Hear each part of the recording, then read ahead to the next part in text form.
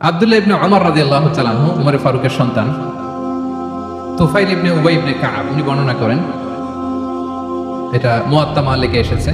উনি বর্ণনা করেন যে আমি সব সময় বাজারে আব্দুল্লাহ ইবনে ওমরকে দেখতাম, বাজারে গেলেই দেখি আব্দুল্লাহ ইবনে ওমর, কিন্তু সে কিছু কিনেও না বেচেও না।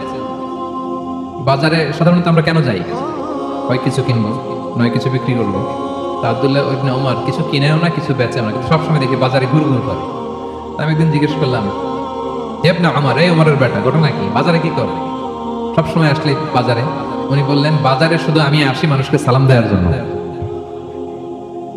উনি বললেন, ইন্নামা নাকদু মিন আজলিস সালাম, শুধু সালাম দিতে আসি, কারণ বাজারে এত লোক পাওয়া যায়, এত লোক তো অন্য জায়গায় পাওয়া যাবে না।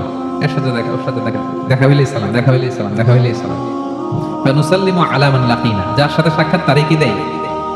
সালাম দেয়। তো আপনারা বেশি বেশি সালাম দিবেন তো ভাইরা? হ্যাঁ, এটা কিন্তু অনেক পজিটিভ একটা ভাইব তৈরি করে সালাম দিবেন। স্ত্রীকে দিবেন, সন্তানকে দিবেন, বন্ধুকে দিবেন, টেক্সট করলে আগে সালাম দিবেন। সালাম মানে শান্তি, এবং রাসূল সাল্লাল্লাহু আলাইহি ওয়াসাল্লাম শান্তি প্রতিষ্ঠা করতে পৃথিবীতে এসেছেন।